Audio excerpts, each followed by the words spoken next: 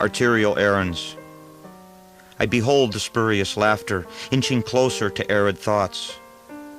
Without access to the gardener's tender grasp, they wither from mistrust.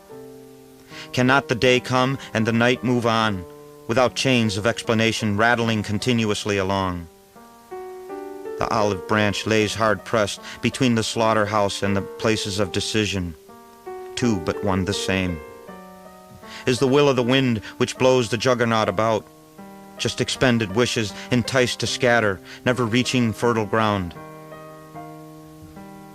The sounds of masses groaning fuse to become a weight, counterbalancing the space-age lie that power equates to might. The universal whirling orb seeks a constellation beyond the ties of a process yet to be realized. It flees across the airy dome, its reasons incapable of rest. A home away from dualistic worlds, a contented knowledge of the void. Will our sweet mornings spring from hidden rumors? Can we hold what we may find, strewn among what was left, by that which descended so it may rise?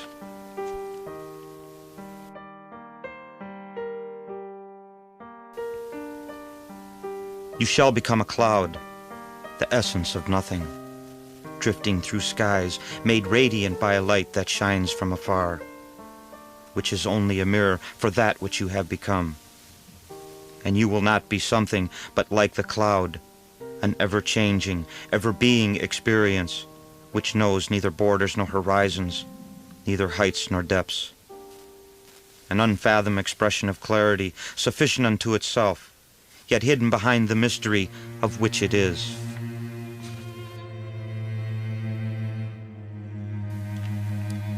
The severed tongue. Great poems poured from the poet's lips, but no one was there to hear. For he sat in an alley at the end of the street, counting his memories like dollar bills that were spent so long ago. There were sweet dreams dancing amid the flowers and flames. Places were sleeping in a sliver of time. There were hand-carved cravings within his soul, expressions of what could have been. But he traded them all for a saffron-colored love, and now sleeps amid the stones and thorns. The moon doesn't rise through the eastern gate, and its light shines not on the late-night wayward sun, for they both hide their fears behind clouds and tears, wishing tomorrow was something that might have been.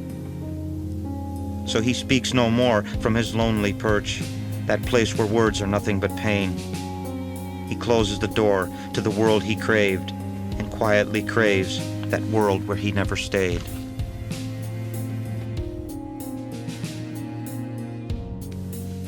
A mighty fortress is our prison, at rest, caught within a bubble of air, subsisting on torn phrases gleaned from the street hustler's wares. Rooms lay empty in a structure which touches not the ground, and serenity goes off searching for some other place beyond the curvature of sound. The harried marketeers quickly make an idol for the vain, replacing the mask of desperateness for one of painted happiness, even if only feigned. We dream of dreams through a crippled mind, content to beg in the front of a second-hand store, asking only for alms and mercy, seeking out forgetfulness as that pleasure we hold so dear. The world turns round on the carousel of time. The seasons change, giving birth to what's eternally born. Only we remain caught in a static stare, satisfied with the visions of the blind.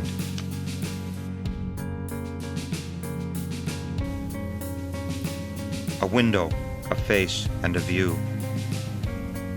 I live on the line between the center and a haunting past, wrapped in a raindrop, trapped in street reflections, surrogate being for those too brave to fall in love. Wings have taken some other soul to fly, while I remain stranded by everything taken out of hand.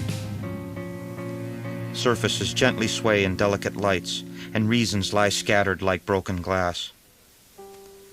Tempting are the forays into late-night experimental bliss. How much excitement lies behind a closed and bolted door. Caressing sweet imaginings, hoping to be drowned in thought. The severed sun can once again be whole, the sculpted loneliness remade. A circle traced with a tired hand perceives its fortune on an endless plain. I look to the past, to what will be, a century guarding what could have been.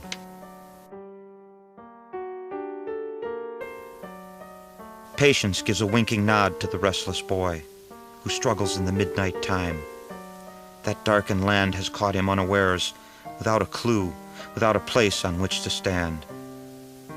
He reaches out to hold a friend, but they're out shopping for someone new. He paces nervously inside his mind between his past and present life, searching for some small spark of light to help illuminate the way.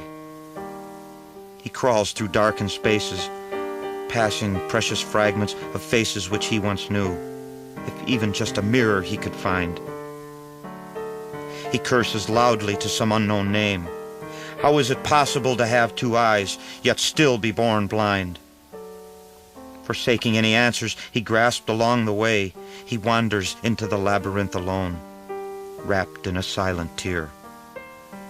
His sole companion is now despair. How well acquainted they have become. The night grows darker with every step that is taken, as if the dawn has never existed and the day shall never be. He stops and listens amid the silence. It is the sound of his own breathing is all that moves the air. And even though none may ever hear, he vehemently screams, "A child must pass away before a man may fully emerge."